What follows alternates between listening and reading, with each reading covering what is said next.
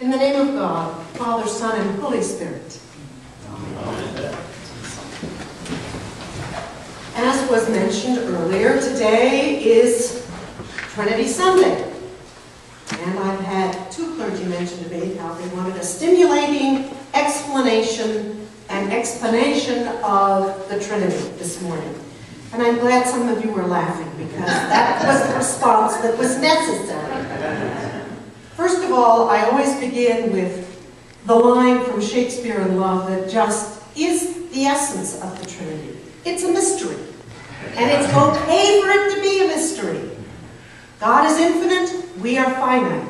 Very simple process there.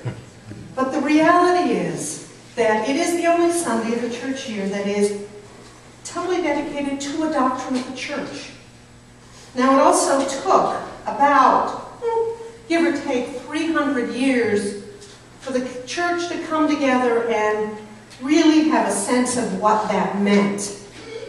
And we have several places, whether the Nicene Creed, the Council of Nicaea in 325, where they kind of formulated, and we say that every Sunday.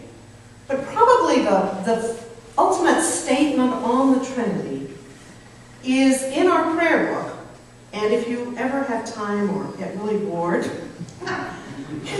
you can go and look on page 864, and it's the Creed of St. Athanasius. Now, my problem is whenever I say that, I had a classmate in seminary who periodically for dorm worship, etc., would pull out the Athanasian Creed and then proceed to say it to the tune Hernando's Hideaway. So that's what comes to my mind. Try to block it, it doesn't work. But anyway, with that said, that probably is the penultimate statement on the creed. But how do we define that? How do we live into that? Ultimately and completely, it really is about relationship.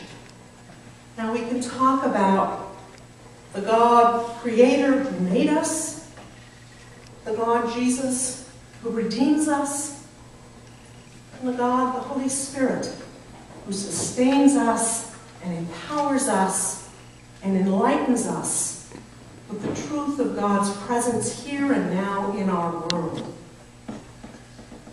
That formulary, Creator, Redeemer, Sustainer, Sanctifier sometimes, came about as women became ordained and we had issues, if you will, with Father, Son, and Holy Spirit as a bit masculine. Yeah, think? But the reality is, that still doesn't fill out the picture completely. It is beyond our comprehension. It is beyond our ability to really grapple with or grasp that reality.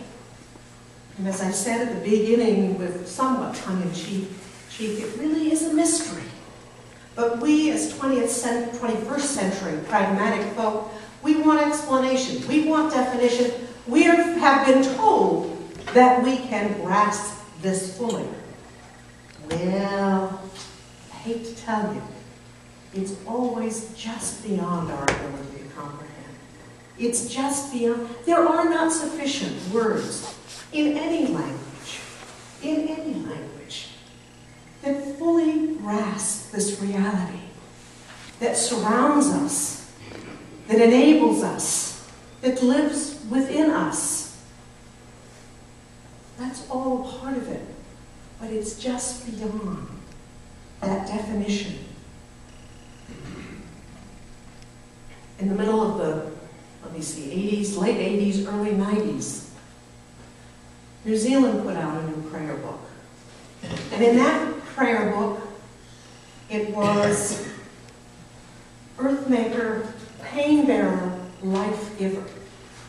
Again, it's another perspective and aspect, but it doesn't really hold it entirely. It is mystery. It is beyond our comprehension. But we live in relationship with the God who has created us. We live as a redeemed people, as the people of God, because of the outpouring of the abundance of God's love that surrounds us.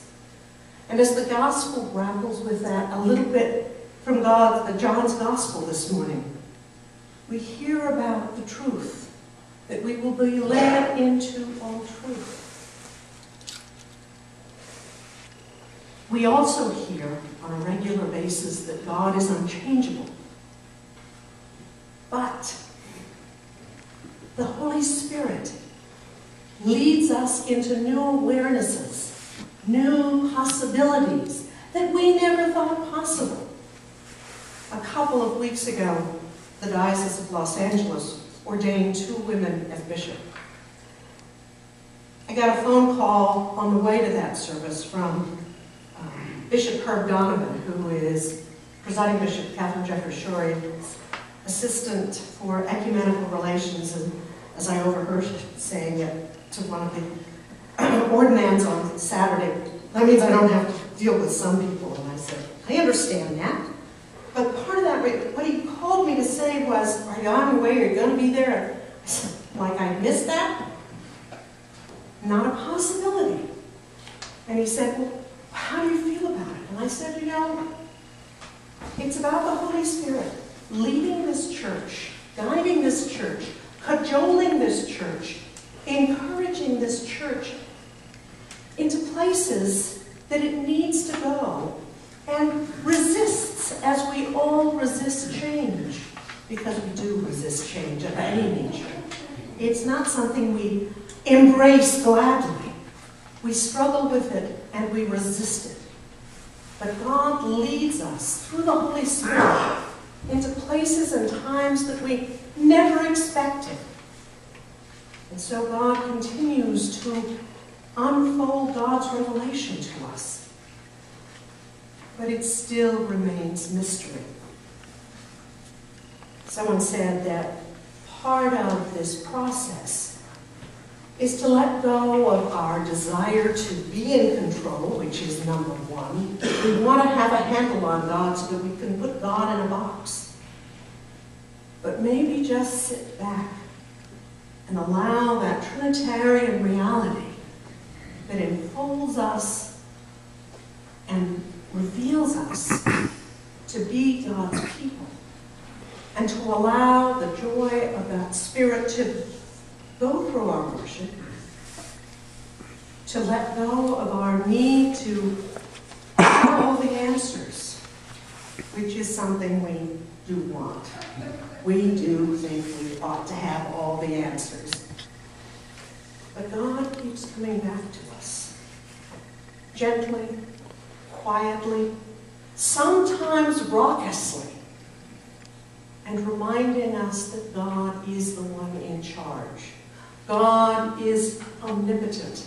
God is beyond our ability to comprehend fully.